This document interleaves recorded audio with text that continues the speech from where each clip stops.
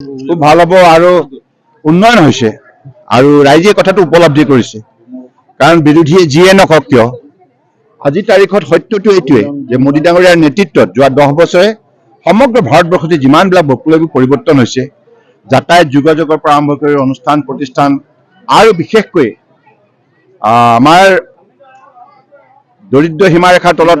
বসবাস কৰা সকলো লোকৰ যিমানবিলাক জীৱনলৈ পৰিৱৰ্তন আহিছে বিভিন্ন আঁচনি ৰূপায়ণ কৰি সততা নিষ্ঠাৰে তেখেতসকলৰ বাবে যিখিনি সেৱা আগবঢ়ালে মোদী ডাঙৰীয়াই তাৰ ফলত আজি 10 বছৰৰ ভিতৰতে 25 কোটি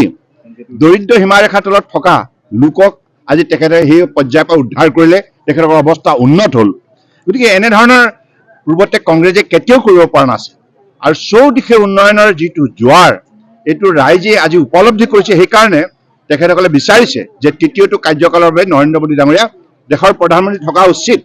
তেখেত প্ৰধানমন্ত্ৰী হৈ থাকিলে সততাৰ নিষ্ঠাৰে শাসনভাৰ চলিব আৰু দেশৰ 140 কোটি 84 লাখ লোকে ন্যায় পাব আৰু সন্মান সহকাৰে জীয়াই থকাৰ অধিকাৰ ভোগ কৰিব পাৰিব চৰকাৰবিলাকে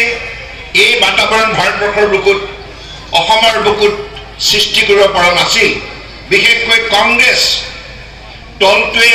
60 বছৰ কাল ৰাজত্ব কৰিল 60 বছৰ কাল এবছৰ দুবছৰ নহয়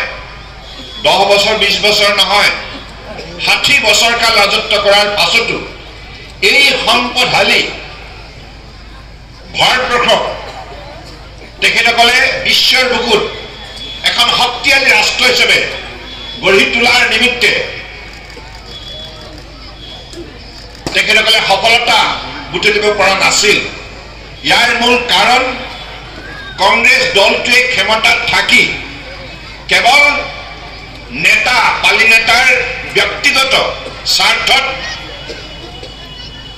গোটেই শাসন ব্যৱস্থাটো তেখেতসকলে ব্যক্তিগত স্বাৰ্থত ব্যৱহাৰ কৰি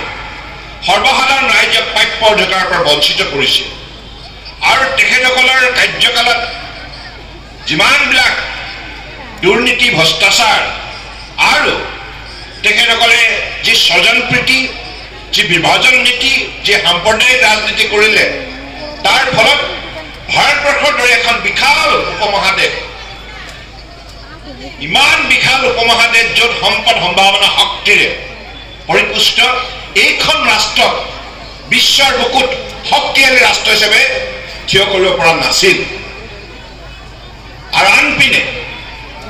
ভাৰতীয় জনতা পাৰ্টীৰ নেতৃত্বত যেতিয়া NDA চৰকাৰ গঠন হ'ল 2014 যাৰ নেতৃত্ব বহন কৰিলে কলিতা মেধি জিন্দাবাদ বিজুলী কলিতা মেধি জিন্দাবাদ बिजली कलिता मेधि जिंदाबाद AGP जिंदाबाद BJP जिंदाबाद UPPL जिंदाबाद